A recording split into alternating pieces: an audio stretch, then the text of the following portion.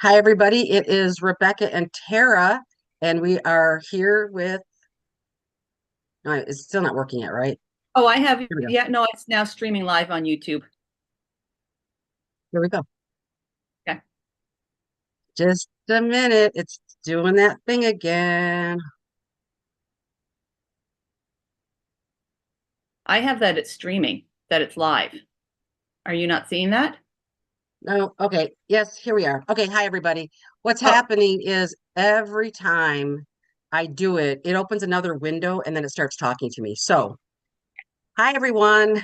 We are here live on YouTube from our shelves. I'm Rebecca. and Tara. So we'll get this figured out one of these days. Problem We is, we will. do it once a month.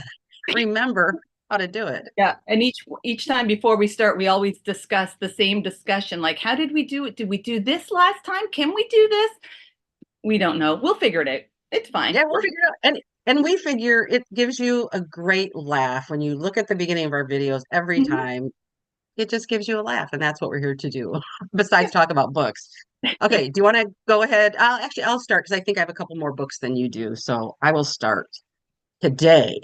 I'm actually going to talk about what I'm currently reading a little bit later, but I wanted to share a couple of picture books with you because one of my new favorite authors is Nellie Boucher, who I interviewed back in May 10th in 2021, and she had written a book called Cat Dog Dog, and it's Oh, a yeah. wordless picture book. It's hilarious. It's one of my all-time favorite picture books, and there's a page that when you get to it, I mean, I busted out laughing. It was just so funny. And it's a wordless picture book, but it's lovely.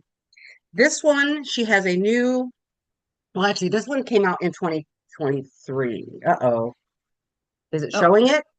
there it is. There we go. Okay. Oh, Oh, how come it's not showing it? Oh, it's oh, kind there. of showing it. There you go. Okay. You gotta keep it with your face. Yeah. All right. There. Oh, I guess keep it with my face. Okay. So it's A Friend Like No Otter. And it's basically about manatee and otter. And the Otter has a rock and he doesn't want to share. And Manatee says, "No, really seriously, can I just play with it?" And then all hell breaks loose. And I wanted to show you, so I'm wondering if I can show you some of the illustrations with my face still in the picture. There we go. You can't see the whole thing. But anyway, this is the third book I think it is that she's done with Andrea Zool. And I just think they do a fabulous collaboration. I absolutely love their books. But this is their newest one. And I think, Tara, you'll appreciate this one because I bet you, Jesse, your golden retriever, has experienced this at some point. So this is called Dog versus Strawberry. And I won't show a picture now because it's not working that well. You've got to see my face. But anyway, uh, the dog is having a competition with a strawberry. And I think everyone who's ever owned a dog has experienced that thing where an inanimate object can completely absorb a dog's attention. Mhm. And that's what it's about. And I just love that. So anyway, so those are the first two I wanted to talk about, but it's Nellie Boucher and Andrea Zool collaboration. Very cool. Very cool. I Okay. remember you talking about that cat dog one a Yeah. few years ago. So nice. Yeah. Um, should I start with a currently reading book for myself? Sure. Okay. I'm going to I will start with my currently reading nonfiction before I go to my like from the shelves books that were here. So my currently reading nonfiction one is, there we go. Mm. Yeah. The 100 Years War on Palestine by Rashid Khalidi. I just started it, so I'm just in it. It's going to be a while.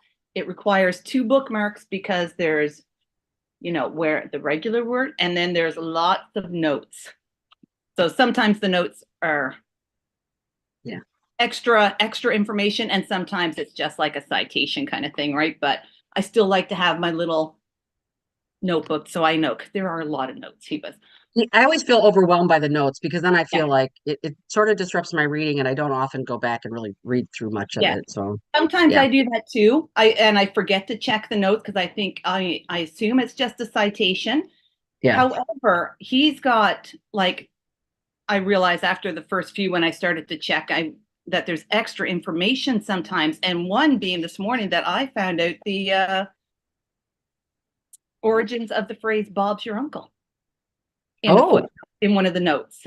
I know. Can you say what it is? Can you remember it Sure. or find it? Let me see. So it all stems back to, I'll give a quick little the background. It's very short. Okay, so there's Lord Arthur Balfour, who is one of the officials most deeply involved in, I should just say, it is just a history of the war, exactly as it says, the war on Palestine, but he's looking at, instead of the whole thing, he does go through the whole thing, but he's picking out specific things.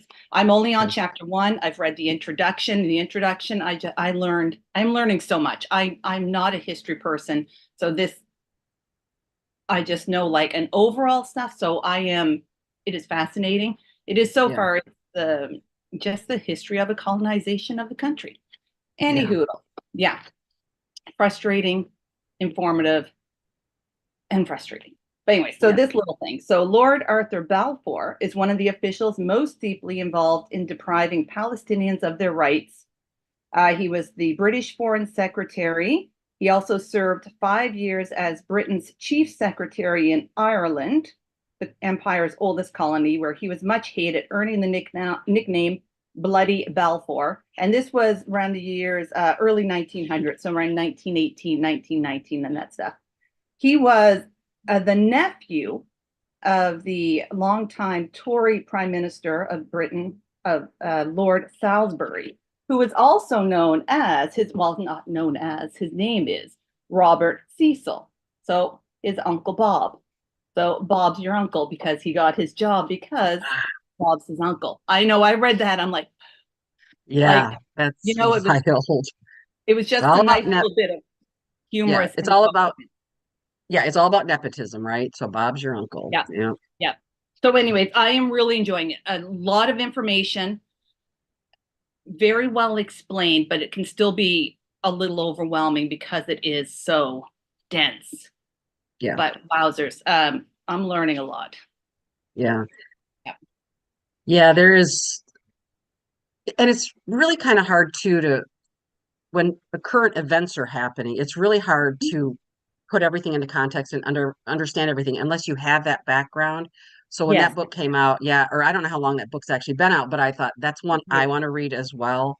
So gosh. Well, and it just dawned on me, the reason everything's blurring out is because I have that blurred background because so next time I will not blur in my background. So each time I'm going to have trouble showing my books, I think. So what I wanted to mention is every morning, thanks to Tara, I got this idea from her to have a routine in the morning because a lot of times I roll out of bed and then I just screw around and then I lose time during my day. And now every morning I get up and I read a little bit of about 5 different books. And I brought 2 of them I want to talk about because I don't think I've ever really talked about them. And this was actually a gift. Here we go. Ta-da! There we go. The Book of Delights by Ross Gay. And apparently he is a poet, an award-winning poet, but he's written this book of essays. And what he decided to do was to write an essay a day for a year. I think it coincided with his birthday. And of course, what I love is he's dated them. Each essay is dated, so you can see that he is skipping days and he even admits that, okay, it wasn't every single day, blah, blah, blah. But he is hilarious and he is insightful. And some of the stories are heartbreaking and some of them will just make you laugh. And I don't know. So every day I read one of them. And I actually got this from our good friend Jen on Instagram. She sent this to me when I was really struggling, having a hard time with everything that was going on in my personal life. And so this book, I love this book. So it's one of the fun things I look forward to every morning is to read a story out of there, or an essay, I should say. Yeah. Do you want to do another one, or want me to go ahead with another current read? I think let's just go back and forth. Yeah, we'll just go back and forth. Okay. Okay, so here is my current fiction, which I just started. You've read it, and it is Taaqtumi.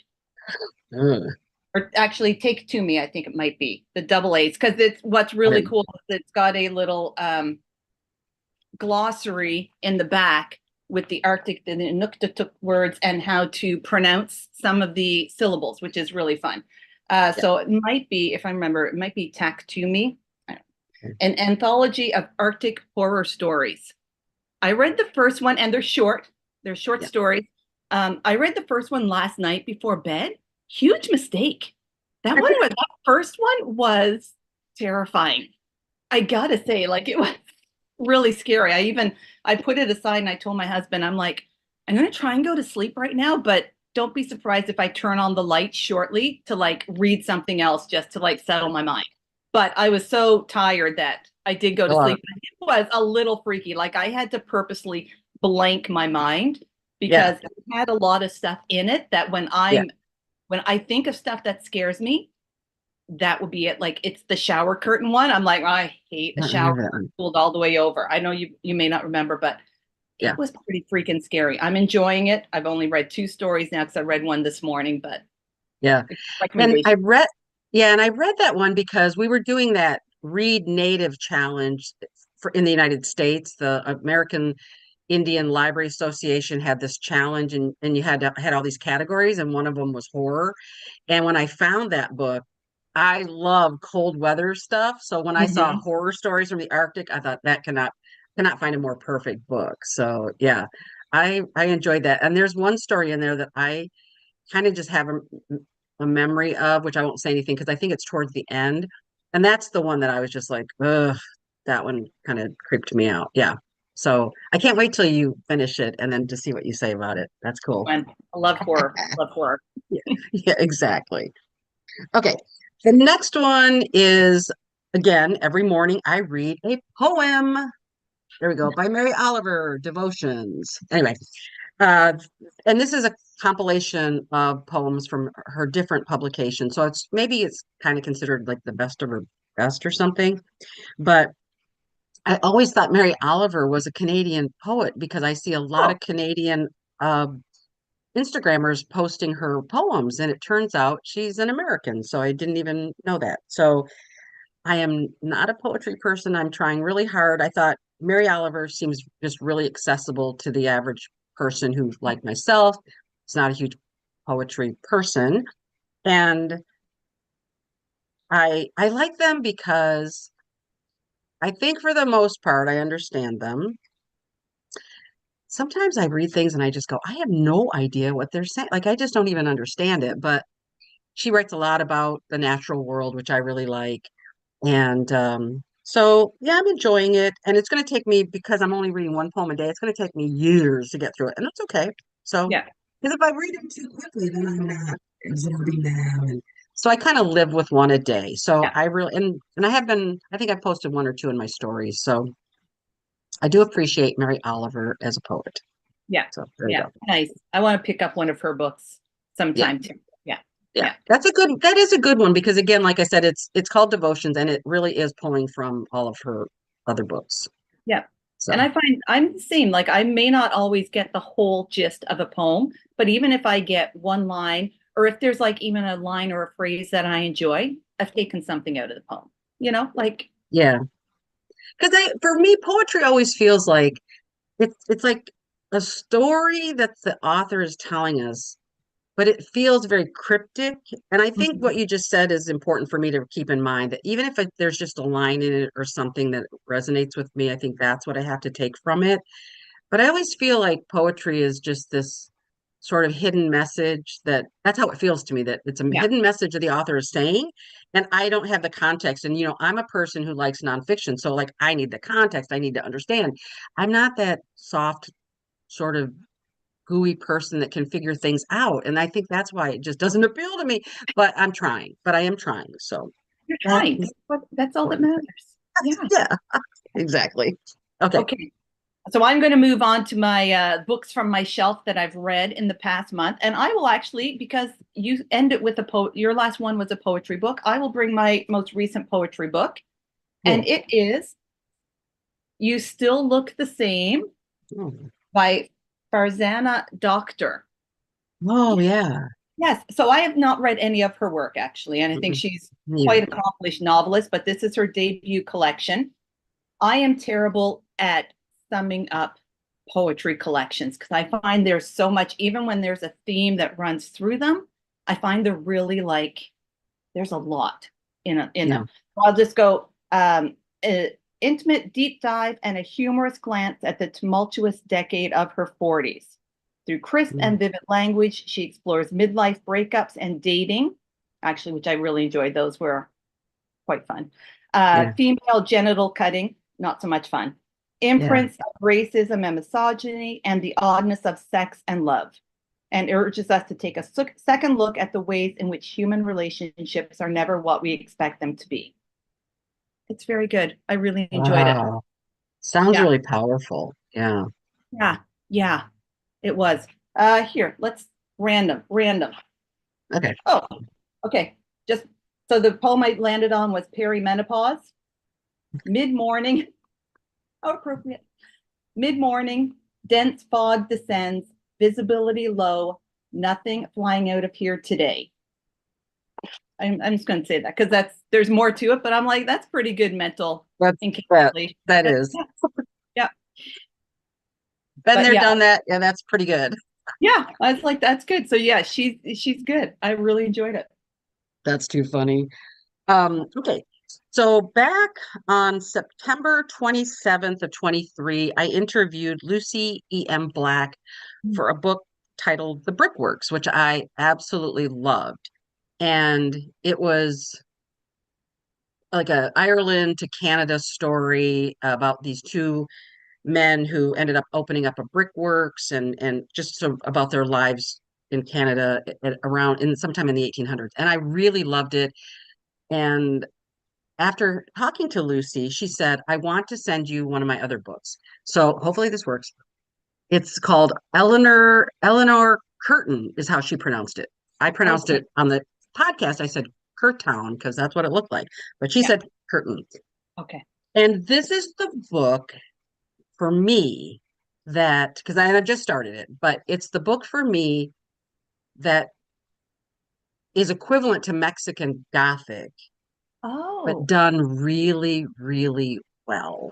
okay. Lucy has the ability to make you feel like when you're reading it that it was written in the time period that she's talking about. So it's basically a story of a two young Irish women, cousins, and the younger one marries this man and it gets on a steamship and or whatever they call them, and is going across to Canada with her new husband. And right at the very beginning, he dies on the ship. He gets ill and he dies. So now she's heading to Canada all by herself. She's young, and her family says, "Well, her husband's family has to take care of her. So thank you very much." So Eleanor decides to follow her cousin, but she does it secretly. So nobody, in this case, is slightly different than Mexican Gothic, but she sneaks off and is headed to Canada. And it's basically, and the book opens where she appears to be really ill. And it looks like she says something like, I'm afraid I'll never make it back to Ireland. So you're like, what? Anyway, I know. So this is the writing just feels like it was written in that time period. And Yeah. Lucy, in the interview when we talk, she does a ton of research. And I love authors. And I think that's always been kind of my issue with historical fiction is a lot of times it reads like it's written like in today's almost not today's language exactly, but it feels like, well, was that really how it was back then? With Lucy, you can be assured it is what was going on back then, like the way it's written. So, highly recommend it. Even though I haven't gotten through it, I already know I'm going to like it Yeah. because I just love Lucy's writing. So, yeah. What part of Canada is it set in? Like where, Yes, do you know? I don't think it says, I don't think it says, Um, it just is 1870s to Canada, and I don't know yet exactly where it's going Okay. to be set. Yeah, and the book doesn't have any, and I don't think I didn't look up reviews, so I'm not 100% sure, but I don't know. I would Okay. think, yeah, you know what? If it's coming from Ireland, it's got to be Eastern Canada, I would think, Yeah. like Ontario or something. Yeah. Yeah. I'm just wondering, does she land in Halifax first and then make her way to Um, Ontario? I'm just curious. Or is it yeah, like yeah, a definitely, just yeah. I'll curious. let you know, but You know, yeah, that yeah. sounds good. That's yeah, I you're have, right. It would land yeah, there. I have Okay. the brickworks on my TBR right up there. I just haven't gotten to it yet, but I'm Yeah, looking. I really love that book too. So, okay. All right. Oh, next I have Zulaikha. So Hmm. this is by the author is Niloufar-Lily Soltani. I just finished this last night. This came from, what press is it? Anana Publishers. It is very good. Oh gosh, it's one of those books that's going to be difficult to encapsulate quickly. It's So a gorgeous, it is a gorgeous it cover though. Wow. that cover, I kept Yeah. every time I picked up this book, I would stop reading at some point to look at the cover. And Yeah. even at some point in the book, this purple hijab that she's wearing comes Mhm. into the book, like she mentions it in the book, Um, and I'm like, oh my God, this cover is stunning. It is really beautiful. yeah. Uh, so it starts off with, so our Zulika is our main character. I think it's 2007. She's returning from Amsterdam after visiting her son. She's returning to Iran, and she runs into an old acquaintance in the airport who she thinks may have known something about her brother's disappearance that happened at least probably like 20 years earlier in Iran. So she is on her way back to Iran. So she runs into this old acquaintance. She is brought aside for questioning because of her association with him, which then leads the book jumps back to the 1960s Iran, and you get her story from about 1960s to 2009 and the history of Iran. It's her story. It's the story of a family. It's the story of a country. And it is really beautiful. Like, I was surprised at how engrossed I became in the book. Like, Yeah. I want to know the story, and the writing is very unusual. It's a story, again, like I said before, I'm not a history person. So my history is not strong. So I learned a lot, but it's a beautiful story. And I found the writing style and the story was unusual to me in how it was told. And then at the end of the book, I love reading the acknowledgments at the Mhm. end and stuff like this. And her very last thing at the end of her acknowledgments: to you, my reader, wherever you are, thank you for not only reading this novel, but for trying to hear a different voice and giving it a chance, because I know how foreign it might have felt. And I was like, because I was like, okay, so she knew what she was writing, and she also knew, hopefully, I think she was hoping that people, like a wide audience, would receive this book. Yeah. And I it is definitely want to read fully that. worth it. It is a Yeah. beautiful book, and I really, really enjoyed it. And I think Yeah. this is her debut as well. Like, I think this is her first book, but Yeah. very Yeah. good. I want to read that. Yep. Yeah, That one's going to go on my list yeah. for sure. Wow. Okay. Well, I hate to say this. We're going to go from something so beautiful and profound to something that's probably not necessary. Anyway, so a couple days ago, I went to Sarnia to meet up with our good friend Anne from The Bookkeeper. I mean, that's what her job is, but she's more than that, of course. But we had made a little bet during Canada Reads, and it was so I had to write it down because I had to remember. So what we Yeah. did was I said I thought the future would win, but I wanted Shut Up You're Pretty to win. And she was the opposite. She thought Shut Up You're Pretty would win, but she wanted the future. So even though we both bet against book that we liked, and I said, okay, if I win, I want a bag of ketchup chips because I can't get them here, right, in Michigan. Hmm. And so I don't think she ever did say what she wanted. She said, I have to think about it. I said, okay. Well, I won. So she had to pay up. So I went to Sarnia to meet up with her. We had a really great day. Went to walked along Lake Huron, which I love. It's my favorite of the Great Lakes. And she has a dog that I just fell in love with. He's a big boy. He's beautiful. They adopted him during COVID, and he was a rescue. And then we went to the bookkeeper to kind of hang out a little bit. So I ended up buying three books off of her staff picks shelf. So the Nice. first one is, I guess it's pronounced just YN. And it was so funny because I'd heard of this book before, but it says it's a surreal, hilarious, and shrewdly poignant, a novel about a Korean American woman living in Berlin whose obsession with a K-pop idol sends her to Seoul on a journey of literary self-destruction. And so Anne knows that I like K-pop, and I will say I've been a K-pop fan for a really long time, pre-BTS. I just have to say that. And so when I'd heard of it, but I just never picked it up. And I thought, no, she recommends it, so I had to check it out. So that's the first one of the three Nice. books that I picked up from her shelf. I'm looking forward to reading it. I think it'll be Yeah. fun. Although Yeah. the self-destruction thing, I'm like, what? So we'll Well, see. that's not you. That's just the story. Yeah, exactly. I hope not. Okay, Okay. good. Okay, my next one. Oh, nonfiction. Goddesses in Greek Myth, Divine Might by Natalie Haynes. Hmm. Natalie Haynes wrote, I have to look this. I just read it recently. I've read a couple of hers, but I always get them all mixed up. Oh, it's terrible. Um, oh, she wrote Stone Blind, what I've yet to read. Oh, Pandora's Jar. Do you remember I read a book, Pandora's Jar, last summer, I think, that was all Yeah, about the feminist take on a lot of yeah, the, yeah. so same author, same Okay. author.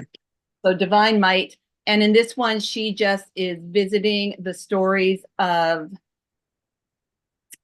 female goddesses and in Greek and giving their story, like the feminist slant instead of the counterpart to the male ones that we know so well. She's Yeah. visiting the goddesses. So Athene, Aphrodite, Hera, and we're getting more of their story Okay. on its own rather than their story in association with the Greek god, or the not the Greek, but the god male counterpart that So is the this is reason. nonfiction in that she's not, it's like she's talking about them, not Yes, telling a story with them. yes.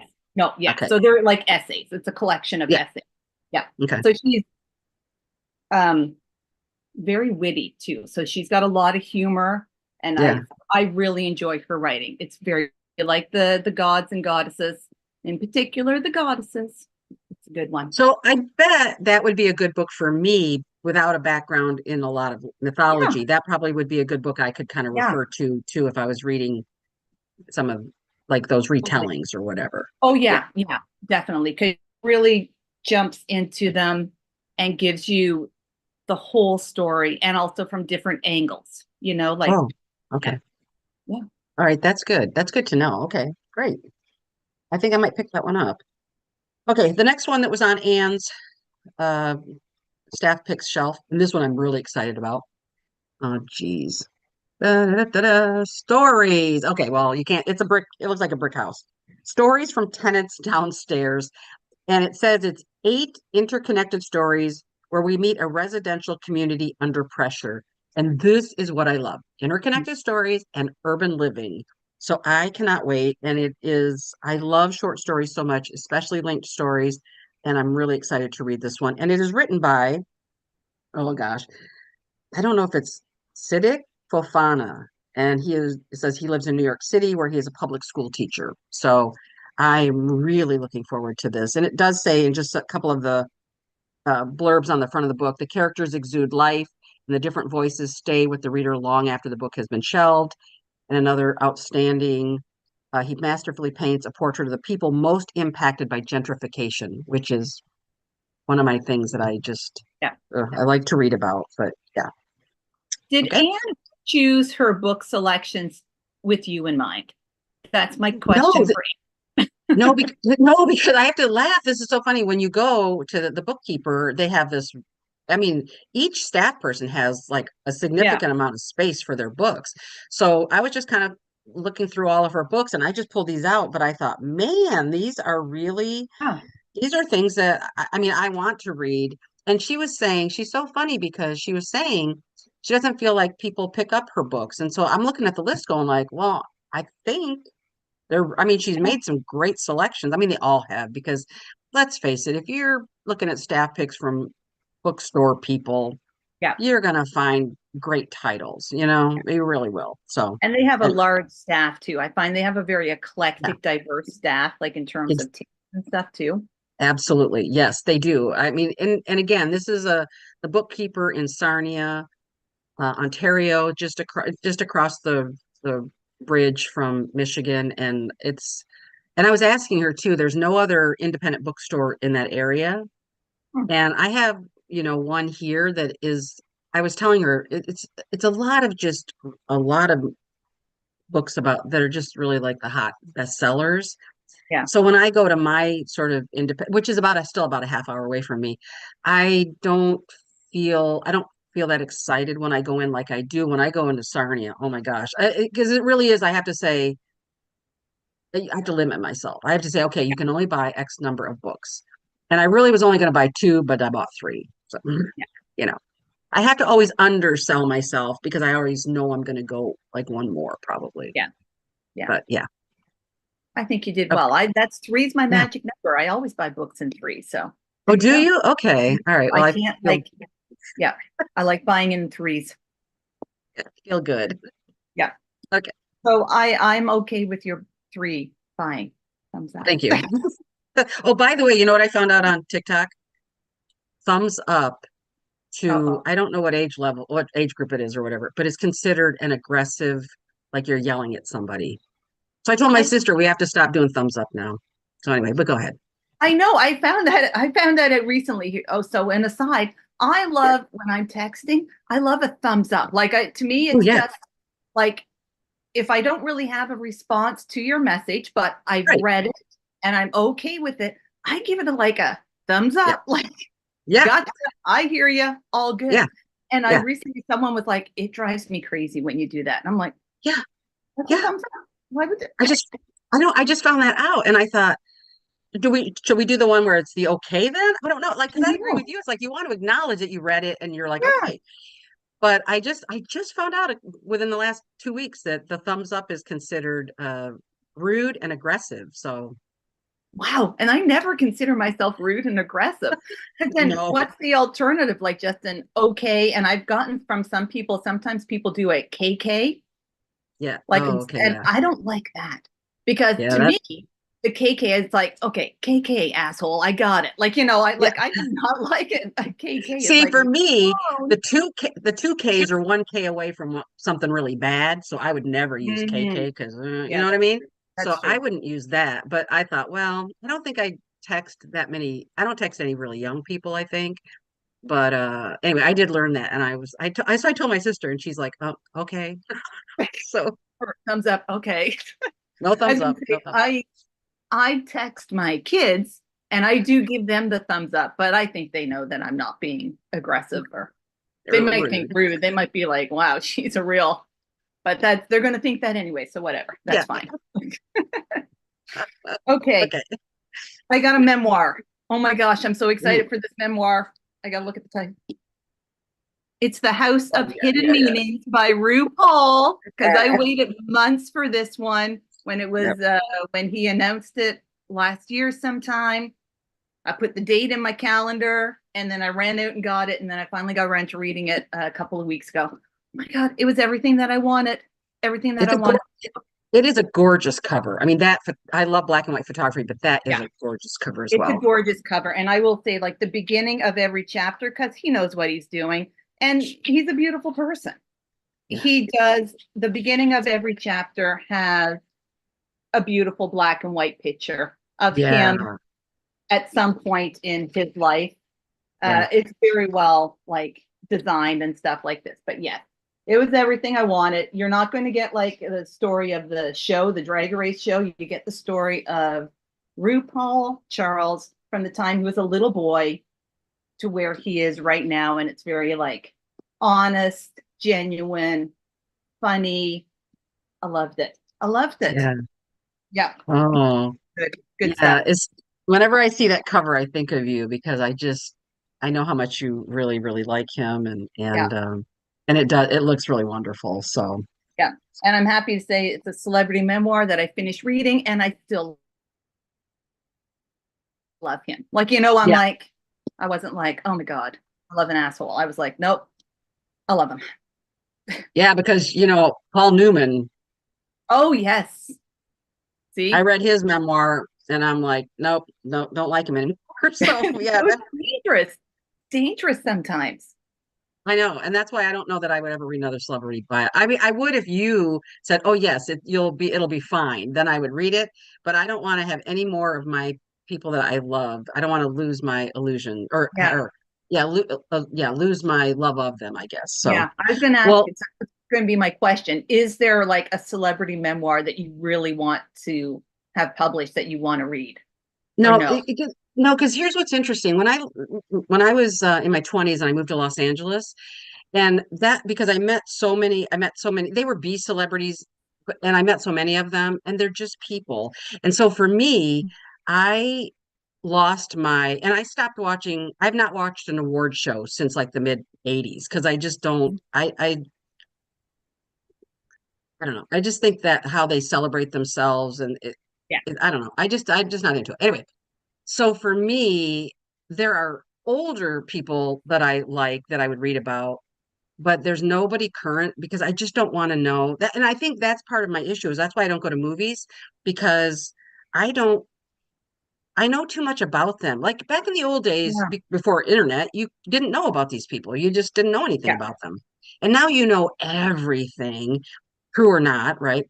But I can't Yeah. get past who they are on the screen. Like I look at them and I always laugh and say, ever since Tom Cruise jumped up and down on Oprah's couch, which I didn't even see, I saw it like in her, like in a clip. I just have never Yeah. seen any of Yeah. his movies. So I just anyway, whatever. Sorry, that's just my thing. My old lady, grudge thing. But no, there isn't anybody I think I'd want to read about. Yeah. Yeah, I can't No. think of any. There aren't many. I'm not big into, I love memoirs, but the Yeah. celebrity memoir is a rarity for me as well. But Yeah. this was what I was jumping on. I can't think off the top of my head another one that I would be. Yeah. I'd heard Britney Spears' memoir is really good, and I Oh, contemplated that, and then I was like, nah, I what didn't. about Matthew Perry? Did you want to read that one at all? Oh, okay. I don't want to. Yeah. No, I've got a silly little thing in my head. I'll just put it out there. Why not? Whatever. Yeah. He slams. He does like a little underhand at slap to Keanu Reeves in it. I can't remember now what it Oh, is. I love yeah. Keanu Reeves, so I'm like, no. Love it. So silly, so silly. But I was like, when I heard that, I'm like, no. Yep. I know. That's how I am. One little thing can I can flip on it. Now Yeah. what about Harry, Prince Harry? What about him? Did you not want to read his? Nope. Yeah, I I don't was not at all interested in his either. me Even either. though Yeah. I find the royals, the story of them interesting sometimes, and sometimes I want nothing to do with them. But as a memoir, I was like, no. Yeah. Yeah, because I was a big Diana fan. I didn't really follow it. I mean, I watched her wedding back in the day. I was younger. I'm just a few years older than she is, but um, which blows my mind actually. That anyway, whatever. But I watched her wedding and everything, But ever since when they screwed her over, I was like, they're all dead to me. And I mean, except her sons, I appreciate, but I just didn't. There's too much now. Like I said, it's all gossipy and it's all Yeah. like. And the other thing is, I don't want to read about family drama like that because I live it in my own family and it's painful. And I don't. And watching their family, I'm like, oh, I know. it's so sad. I know. Anyway, okay. So I bought you a gift. I already told you, but I bought you a I gift when know. I I'm was so there excited. because on Anne's shelf she had Thornhedge. And this says there's a princess trapped in a tower. This isn't her story. Meet Toadling. On the day of her birth, she was stolen from her family by the fairies, but she grew up safe and loved, blah, blah. Once she's an adult, they ask for a favor back, and they want her to return to the human world and offer a blessing of protection to a newborn child. Simple, right? But nothing with fairies is ever simple. Centuries later, a knight approaches a towering wall of brambles where the thorns are as thick as your arm and as sharp as swords. He's heard there's a curse here that needs breaking, but it's a curse totally will do anything to uphold. And I just think this up. Now it's as you can see, it's very thin.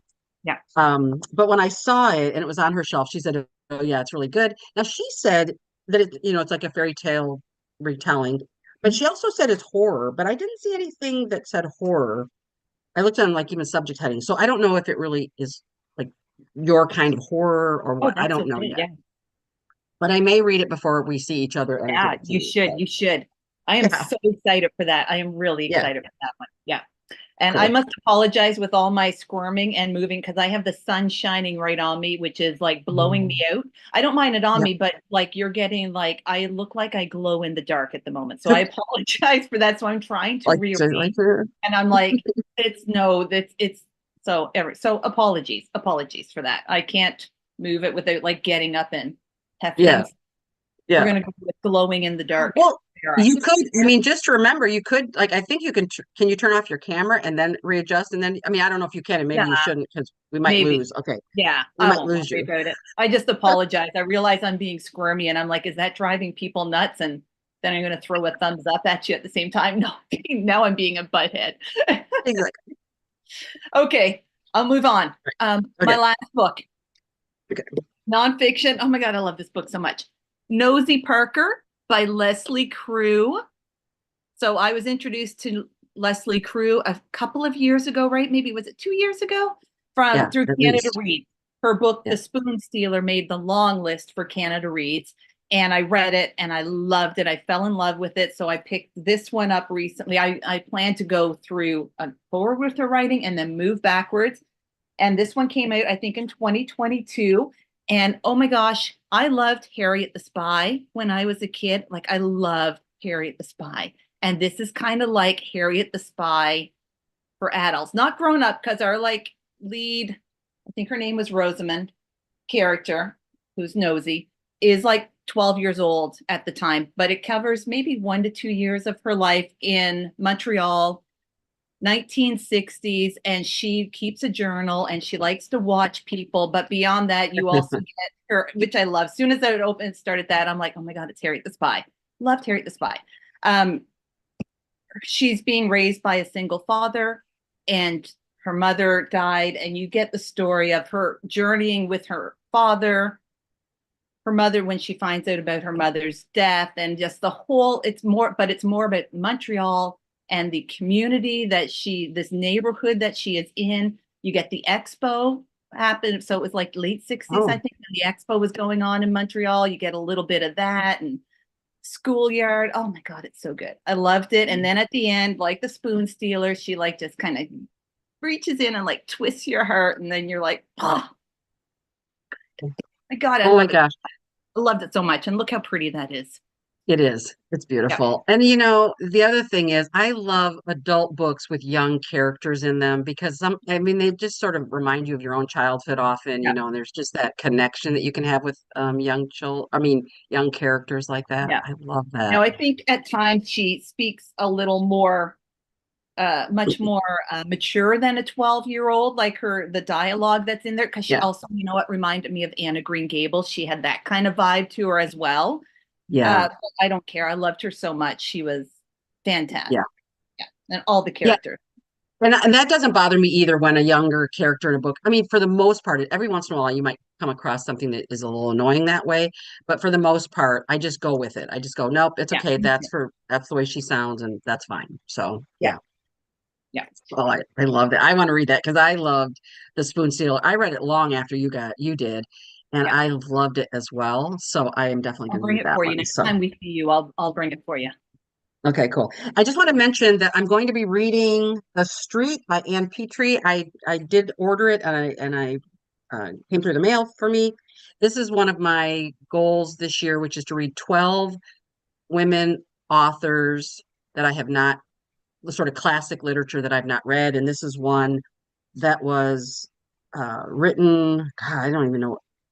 It's the 1940s Harlem, but it said it's The Street became the first novel by an African American woman to sell more than 1 million copies. And Wow. yeah, it's amazing. And I again, like I said, maybe I can see when it was originally published. 1946. Wow. Yeah, so it was written in 1946. So, and think about it, an African American woman getting a book published in 1946. Yeah. Even that is just probably a miracle. So, and I just want to mention really quickly. So, my very, very favorite author, always when if somebody asks me who it is always going to be my beloved Sara Paretsky. Blah blah blah blah blah. Her latest book, V.I. Warshawski Mysteries. Pay Dirt is her latest book. She usually publishes in April, which is around my birthday, and I always love that. I always feel like it's my personal, birthday gift from Yeah. Sara. And I just want to mention that years ago, many years ago, I was married back then. Um, my husband and I went to Mountain View, California, which was south of the Bay Area, San Francisco Bay Area, and I got to hear her speak live. Cool. And you could get in line and ask get a book signed, or have her. You could chat with her.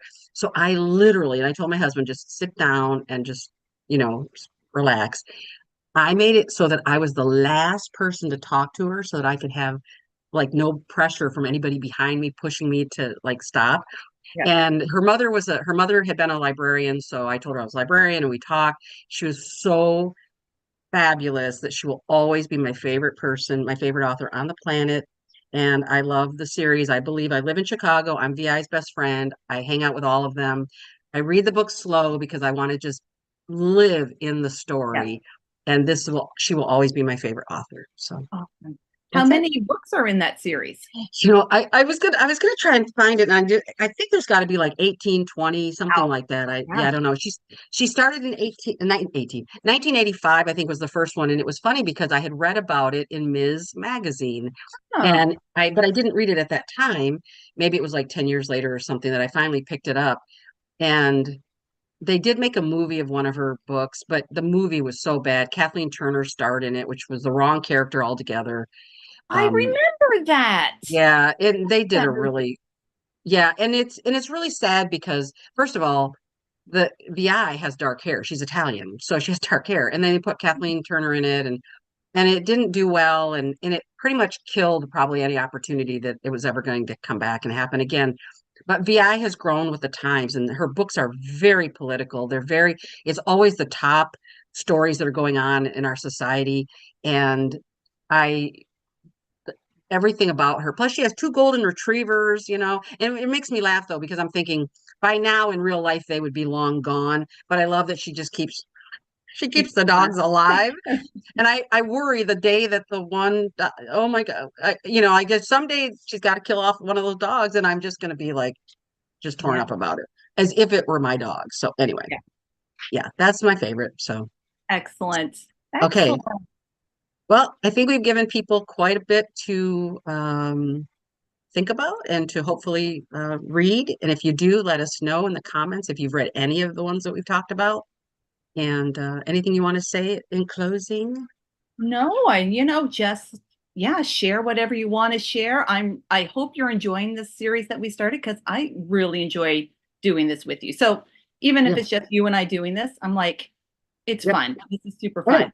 Yeah. And We it's get to, motivating me to make sure I pick up books from my actual shelf instead of always going to the library. I'm still always going to the library, but yeah. it's really motivated me to make sure I have like a nice little stack to bring each month for Yeah, this. I agree with you. And I have way more books now than I've ever had in my entire life that I physically own. Yeah. I guess that's a good thing. I don't know. But anyway, they keep calling my name. Read me. So, yeah. All right. Well, thank you, everybody. And we'll see you next month. Okay, keep All right. reading.